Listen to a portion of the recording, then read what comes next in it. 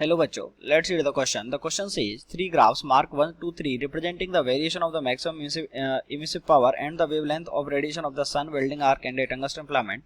Which of the following combination is correct? First value second welding arc, third sun. Second value third welding arc, first sun. Third value first welding arc, second sun. Second value first welding arc and third sun. तो इस question को solve करने से पहले हम इस question के लिए इसका की कॉन्सेप्ट लिखेंगे. की कॉन्सेप्ट एंड इस क्वेश्चन के लिए जो की कॉन्सेप्ट है that is Wien's displacement law. Wien's displacement law. और वीन्स डिस्प्लेसमेंट लॉ क्या होता है कि वीन्स डिस्प्लेसमेंट लॉ के according lambda M into T is equals to क्या होता है, कांस्टेंट होता है.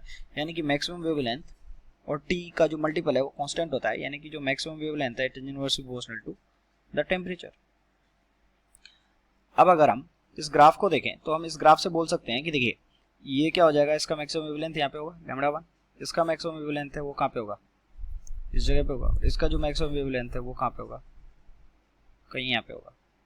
तो इस ग्राफ से देख के हम बोल सकते हैं कि जो लैम्डा 3 है वो क्या है, सबसे कम है. उससे ज़्यादा क्या है लैम्डा 2 और उससे ज़्यादा लैम्डा 1.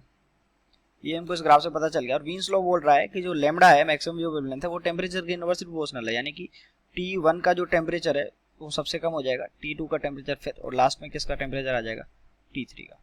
ये हमारे पास आ गया. तो हमको बताना है इसमें से कौन सा सन है कौन सा क्या है. ओके, तो इसको देख के हम बोल सकते हैं देखिए कि सबसे ज़्यादा टेम्परेचर किसका है, थर्ड का.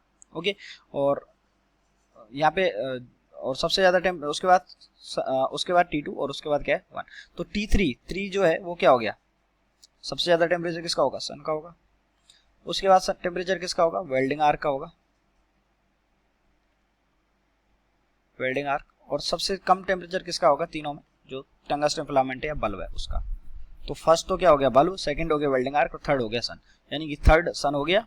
ओके, और सेकंड वेल्डिंग आर्क हो गया, थर्ड सन, सेकंड वेल्डिंग आर्क, फर्स्ट हो गया बल्ब. यानी कि option number A is correct. I hope you understood it well. Best of luck.